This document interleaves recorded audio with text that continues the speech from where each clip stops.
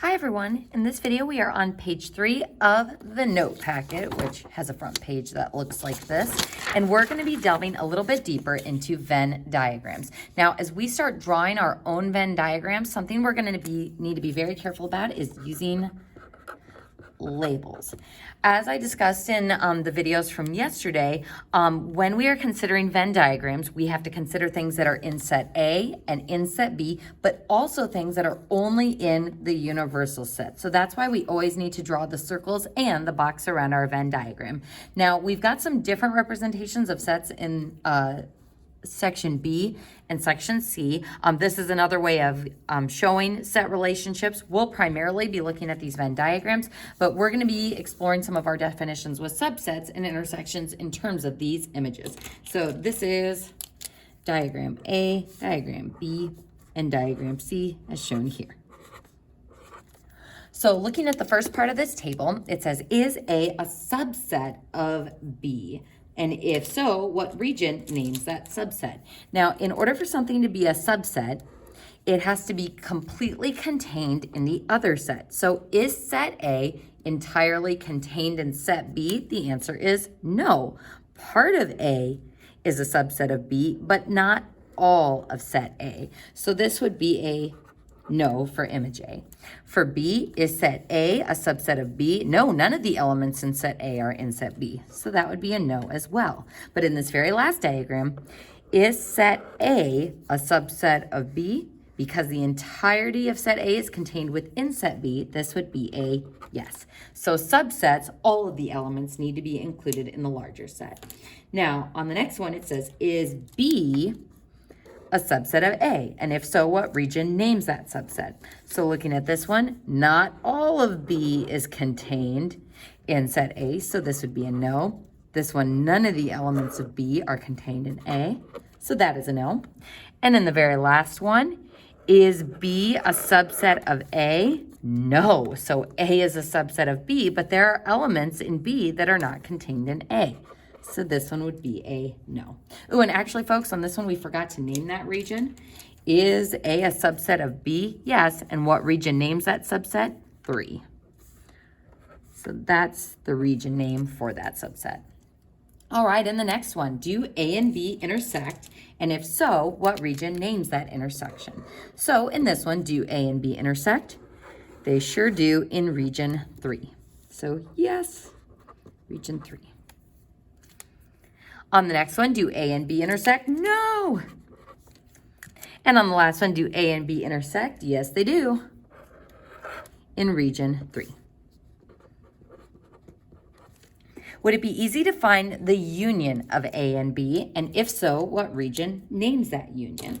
So union, remember, means in either set or in all the sets. So union, you can think of the United States of America as the intersection of all the, not the intersection, as the union of all the states together. So the states are separate, but we consider them all together when we are talking about the union or the United States. So if I wanted to find the union of A and B, it would be everything in A and everything in B. So these 3 regions together. 2, just the intersection, and 4. So yes,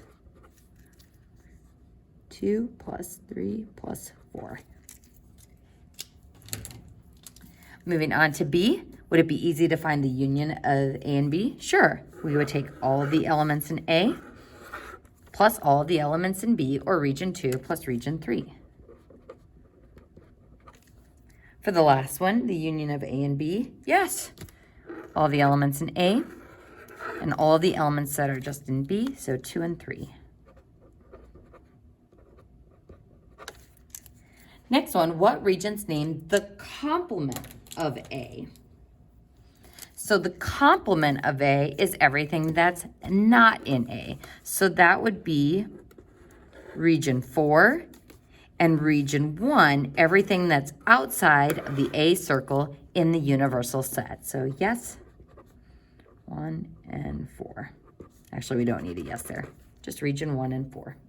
For the next one, what regions name the complement of A? That would be everything outside of A, which would be region 3 and region 1.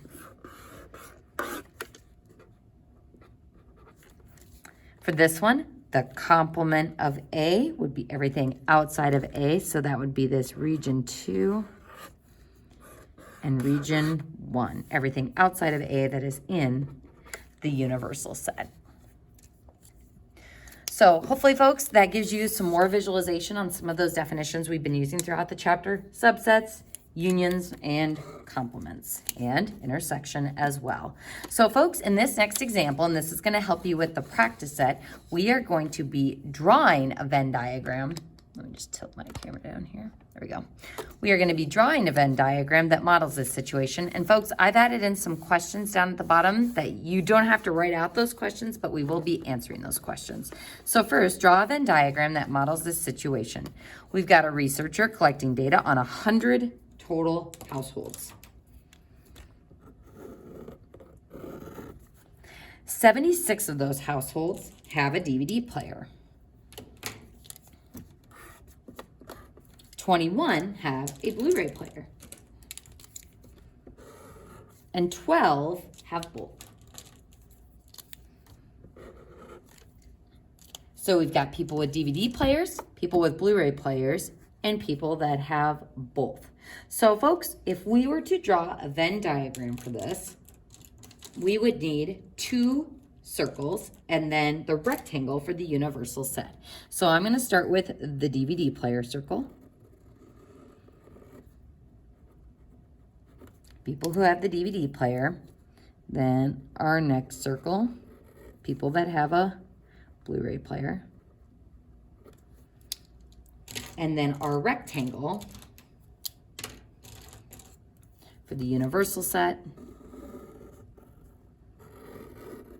And we need this universal set, we're going to label that as U for universal set, because there are people who aren't going to have either of those two things. So people who are outside those circles that don't have a DVD player or a Blu-ray player. So first, folks, we need to put this information onto our Venn diagram. So normally, folks, when I need to start labeling parts of a Venn diagram, I normally start with the intersection. So I'm going to label this step 1, finding the intersection. So we've got 12 people that have, or 12 households that have both. So that's going to go in the overlap of the Venn diagram.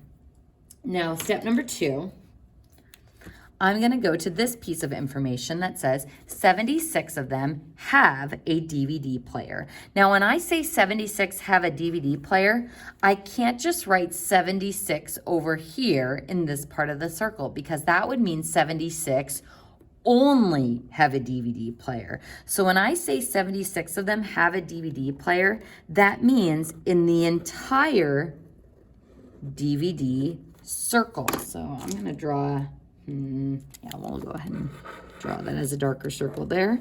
That 76 represents the whole circle, not just the people who only have a DVD player. So I want you to put that this includes people that also have a Blu-ray player.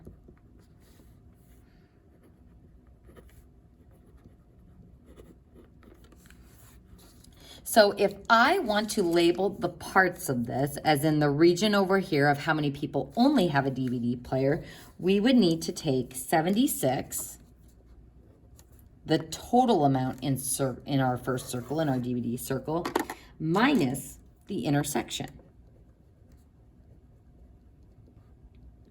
And that would give us 64 people who only have the DVD player. So when I'm labeling these parts of the Venn diagram, I am labeling each of the separate regions. Now, maybe it's helpful if up at the top here, we just draw that general Venn diagram.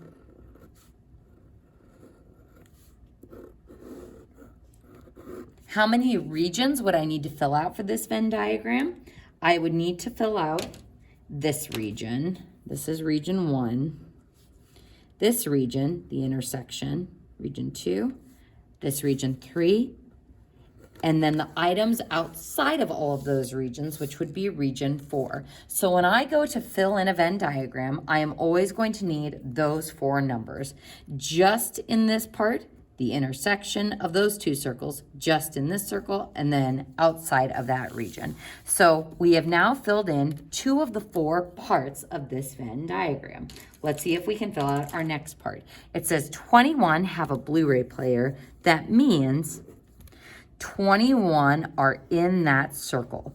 So if I want to find out this region or how many people only have a Blu-ray player and not both, we would take the 21 in that full circle, subtract the intersection, so subtract 12, and that would give me 9 who only have a Blu-ray player. So 9 only have the Blu-ray player. The 12 that have both gives me the total of 21.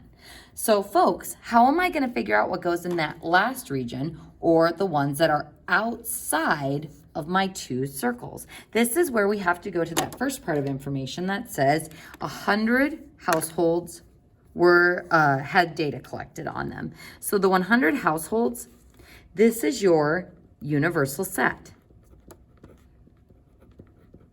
So our universal set is all 100 households. So folks, in order for me to figure out how many are outside these 2 regions, we can just call this U. I would take the number in just the DVD circle, so 64, plus the intersection, 12, plus 9, and then plus U. Actually, let's call it X because the universal set includes all pieces of information, all 100. So we'll go ahead and call this X, as in just in this outside region. So we'll go ahead and call that X. So if I add all those together, this should be equal to 100, or the universal set. So if I add all those up, we would get 64 plus 12 plus 9 is 85. So 85 plus X equals 100. So subtracting 85, and X is 15. So 15 is what X is equal to, and that's how many people have neither a DVD player or a Blu-ray player. So folks, we have now completely filled in our Venn diagram. So anytime you have 2 circles like that, you will always have 4 regions. How many in just this part, the intersection in just that part, and then the items that are in the universal set that don't exist in either of the circles. So let's go ahead and see if we can answer these questions below. And again, you don't have to write out these questions. We're just going to answer them using our diagram. So it says, how many people do not have a DVD player?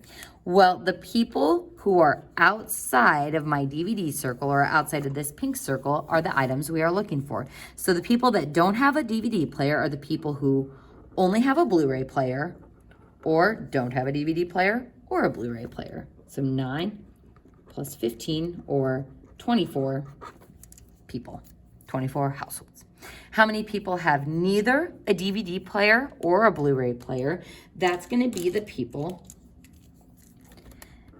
represented by this 15. So not in either circle, but are still in the universal set of people who were surveyed. Then lastly, see how many people have Blu-ray but not a DVD player. So they have Blu-ray but not a DVD player. That would just be the 9.